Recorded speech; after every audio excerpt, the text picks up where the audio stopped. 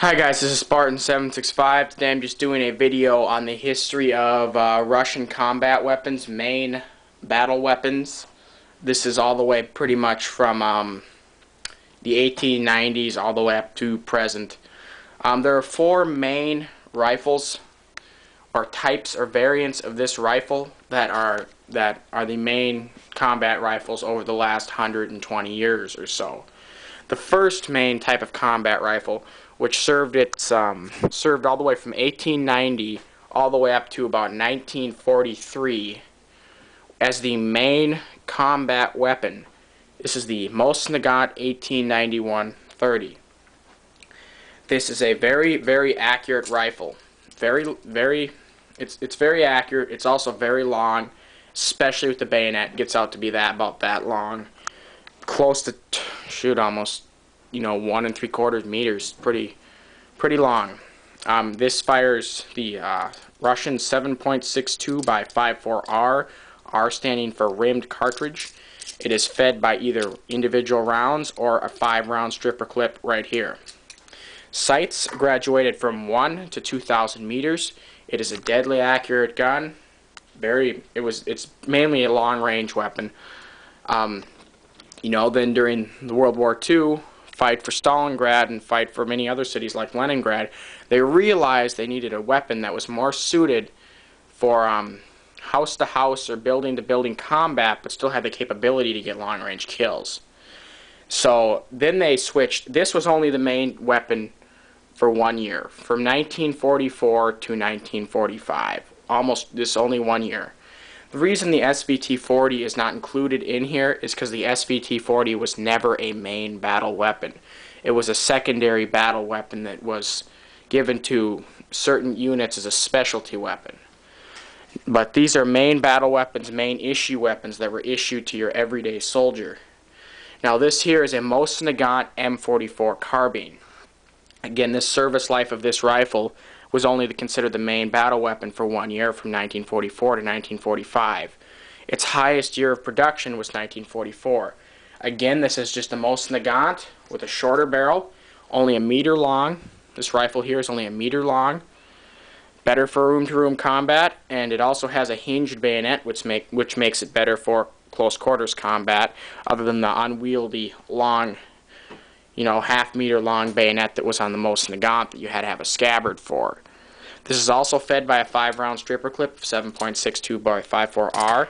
The accuracy is just slightly less, but it is still a deadly accurate weapon. Then from 1945 until 1951, so this here had a service life of about 6 years. This is actually Yugoslavian SKS. They don't have a Russian SKS, but the Russian SKS just doesn't have a here. The Russian SKS looks like this one here on the front, just plain, but with a hinged bayonet. The SKS was the main service weapon from 1945 till 1951. It had a pretty short service life. It's a 7.62 by 39, so it's an intermediate rifle cartridge. Has a 10-round fixed box magazine, semi-automatic. It has a hinged bayonet. Again, they kept the hinge bayonet idea because they figured that was a very good idea. It's a gas-operated semi-automatic firearm. Has a decent the SKS has a effective killing range of about 500 meters, 500 to 600 meters, if you're pretty accurate with it. Again, they kind of realized that there's no need for a huge rifle caliber, since they realize most conflicts occur under 300 meters. So they switched to this. It's a more wieldy weapon. It has the capability of better close-range combat because it's semi-automatic. It allows you to spit out rounds faster. Then next, this is the very worldwide, very known weapon, the AK-47. This weapon was designed by Mikhail Kalashnikov in 1946 and was produced from 1947 as a non-main weapon for the Soviet Army up until 1951. And in 1951 it was officially accepted as the new main infantry firearm. Now this weapon is all still used today in the Russian Army. Obviously it's in different variants as the AK-103, and they've changed the caliber, they use the AK and the AK-74 for both different purposes. They're both the same design though, just different calibers. This weapon here is probably the most reliable, long-lasting weapon in the world. This weapon here, there's nothing you can do to it to make it not fire.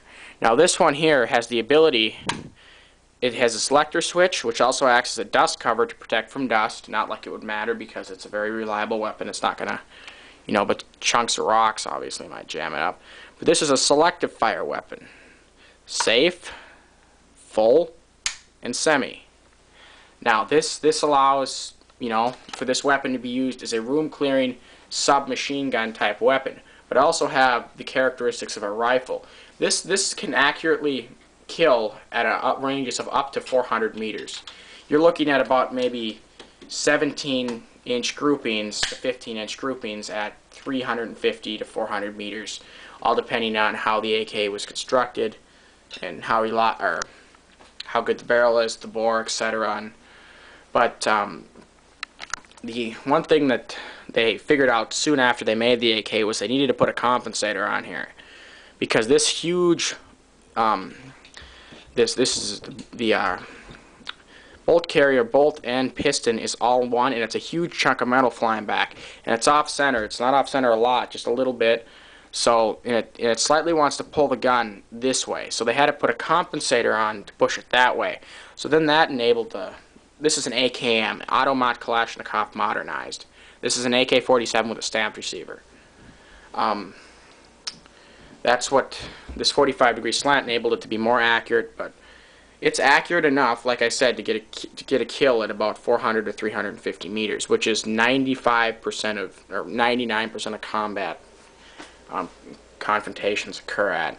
This has the ability to accept multiple styles of magazines, anything from 5 all the way up to a 75-round drum, and maybe even a 100-round drum. These can also be fed with stripper clips via, you put the magazine in the stripper clip or feeder, speed loader, and then you just load the stripper clip in there like that and push down. Okay? Now obviously here, this weapon here is not a fully automatic weapon because it's semi-automatic, AK-47, because it's a civilian one, because I'm obviously a civilian, I'm not a Russian soldier. But the fully automatic position would be right here. See? It'd be just right there, and then, so the first one would be full, second would be semi. The AK was designed, they needed a weapon that was extremely reliable, and the fact that you could use it as multi-purpose, from room clearing to a suppression weapon. By suppression weapon, I mean, like, this can be turned into a light machine gun with one of these. It can be used as a squad automatic weapon. It can be used as a rifle. It can be used as, well, not really a DMR because it's not that accurate, but it can have a suppressor on there. It has a threaded muzzle. You can put just about anything on there. Again, just a regular infantry weapon from to a squad automatic weapon, like a suppression weapon, and just, that's pretty much it. It's very easy to clean, very reliable. If you got any questions or comments about this video, feel free to send me a message. I do not reply to comments posted, only reply to messages. So if you got a question and you want me to reply, send me a message, not a comment. Okay, Spartan 765 out.